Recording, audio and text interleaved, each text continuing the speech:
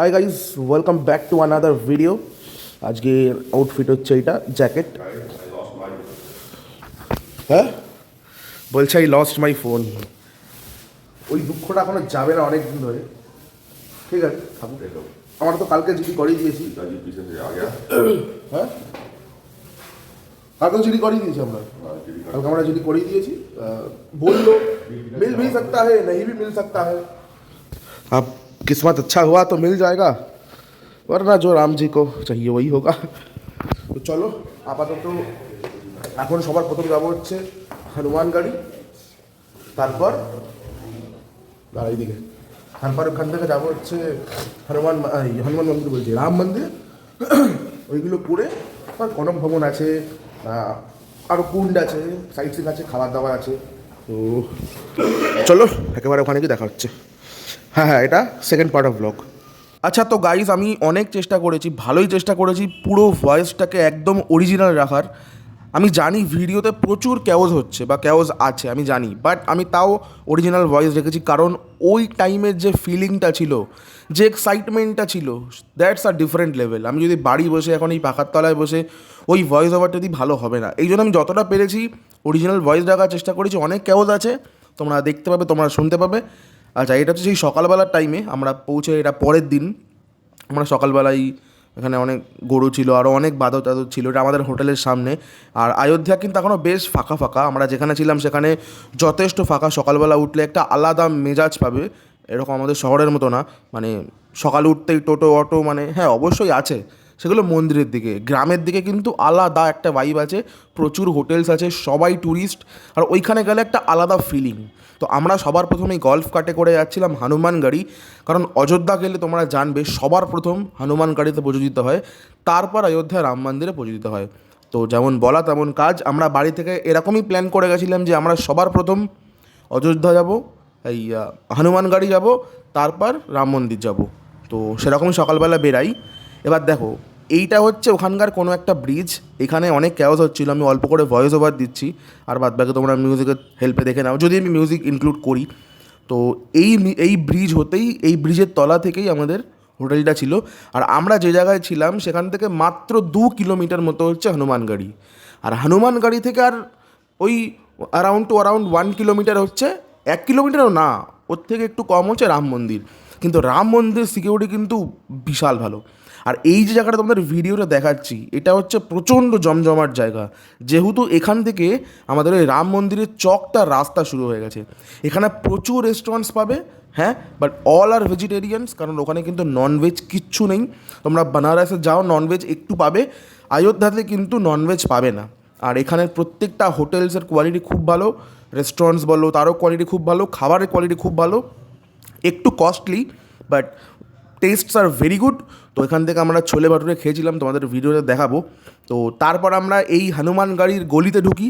এখানে প্রচুর দোকান আছে, প্রায় 100 দোকান আছে, যেখানে তোমরা মোদক পাবে, লাড্ডু পাবে, আরও অনেক প্রসাদ পাবে, রামজির মূর্তি পাবে, বিভিন্ন ধরনের। যেমন একটা মন্দিরের বাইরে হয়ে থাকে, ঠিক এখানেও সেরকমই আছে।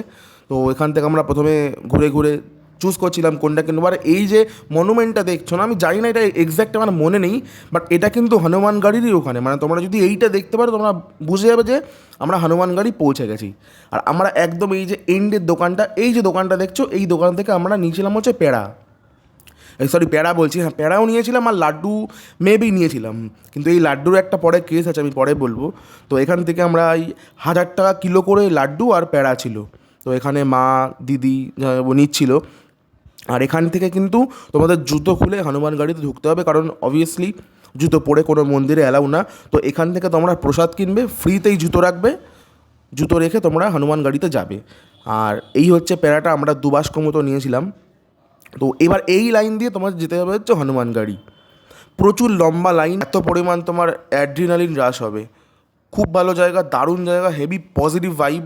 আর এই যে সোজা দেখছো, এইখান দিয়ে হচ্ছে হনুমানগাড়ির রাস্তা। এই আমরা লাইনে দাঁড়িয়ে, আমার পেছনে প্রায় 1000 লোক দাঁড়িয়েছিল। কোনো কষ্ট নেই, শীতকালে যাবে এই জন্যেই বলেছি। এটা হচ্ছে সেই হনুমানগাড়ির পুরো মেন রোডটা, যেটা এত বছর ধরে দেখে এসেছি। ভালোই ভিড় আছে, কিন্তু ভালো ভিড় কিন্তু। ঠিক আছে, চলো। জয় শ্রীরাম।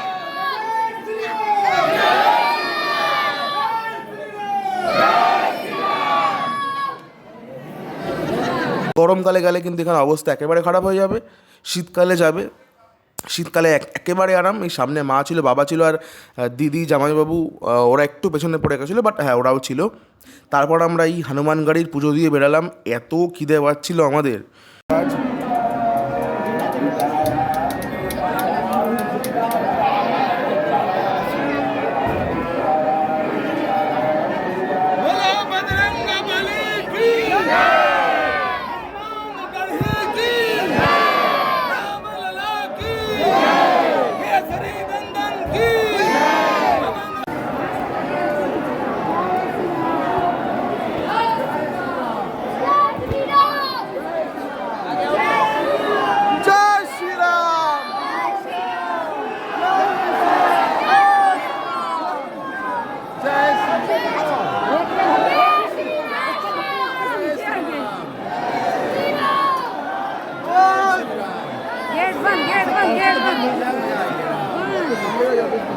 अच्छा अंदर आने में बाहर ना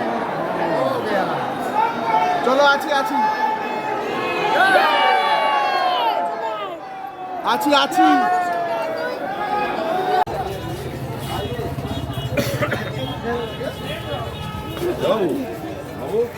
এখানে কেন ফেলবে, তাই ধরতে দিয়েছি না। সত্যি কি আমাদের এনার্জি এতটাই লস হয়েছে, অ্যাট লাস্ট এইটা নিতে হয়েছে।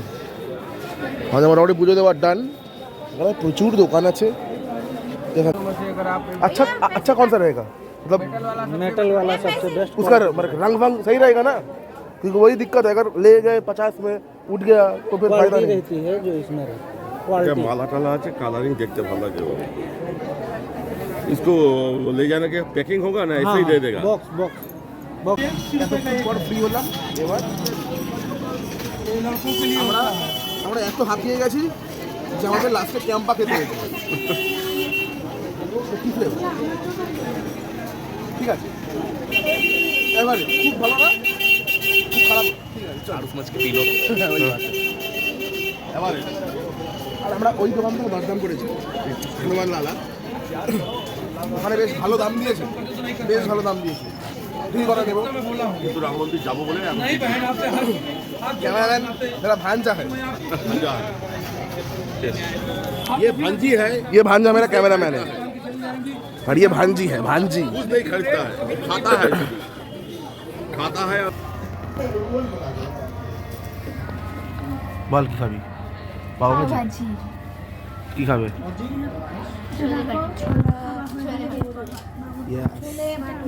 তুই তুই কি খাচ্ছ মা, তুমি কি খাচ্ছ? সানগ্লাসটা খোলো, কমেন্ট সেকশনে হাসবে লোকজন। বা তুমি কি খাচ্ছ? তোর इसके माफिक बातुड़े होना चाहिए। क्या? আমারও ছোলে ভাটুরে, এটাই হয়। सेफ को बोलो बारिश के माफिक बातुड़े होना चाहिए। बारिश के माफिक बातुड़े होना चाहिए। আমরা তারপর ডিসাইড করলাম যে আমরা যাব হচ্ছে একটা রেস্টুরেন্টে খেতে। তো আমরা সে রেস্টুরেন্টে যাই, ওখানে গিয়ে কিছু কিছু যে ডিসকাশনসগুলো হলো সেগুলো তোমরা এমনি ভয়েস ওভারে দেখো, মানে এমনি অরিজিনাল ভিডিওতে দেখো। তো তারপর আমরা ওখান থেকে অর্ডার করলাম ছোলে ভাটুরে। আর বিশ্বাস করো, এই যে ছোলে ভাটুরেতে আমরা অর্ডার করেছিলাম, দিস ওয়াজ ফ্যান্টাস্টিক, দারুণ খেতে ছিল। ওদের বুন্দিওয়ালি রায়তা ছিল, ওদের একটা ছোলে ছিল কালো কালারের, এটা খুব টেস্টি ছিল। আর ভাটুরেগুলো অসাম ছিল। 180 করে নিয়েছিল মেবি। বললাম তো সবার প্রথমে যে একটু এক্সপেন্সিভ, বাট খাবার দাবার খুবই টেস্টি। তারপর আমরা সেই সকালেই চলে যাই রাম মন্দির দর্শন করতে, খাবার দাবার খেয়ে। কারণ আমি বলেইছিলাম হনুমানগাড়ি দর্শন করার পর আমরা রাম মন্দির দর্শন করব। তো রাম মন্দির দর্শন করে দেখো, ওখানে তো কোনো পুজোর ব্যাপার নেই, এই জন্যে খাও না খেয়ে যাও, দ্যাট ডাজন্ট ম্যাটার। তো ওখানে গেলাম, প্রচুর বড় এরিয়া। আর তোমরা না দেখলে আমি তোমাকে এই ভয়েস ওভারে রাম মন্দিরের সৌন্দর্য বোঝাতে পারবো না। ওইখানে গিয়ে একবার দেখতে হবে, একবার ফিল করতে হবে যে রাম মন্দিরটা কী বানিয়েছে। মানে বিশ্বাস করো, একবার যাও, গিয়ে একবার দেখে আসো। এগুলো যে সব কাউন্টার্স, ওইদিকে কাউন্টার আছে, ওইদিকে ব্যাগ রাখার কাউন্টার আছে, আর ওই দিক দিয়ে ঢোকার জায়গা আছে, মানে স্ট্রেট যেতে হবে, গিয়ে বাগবে।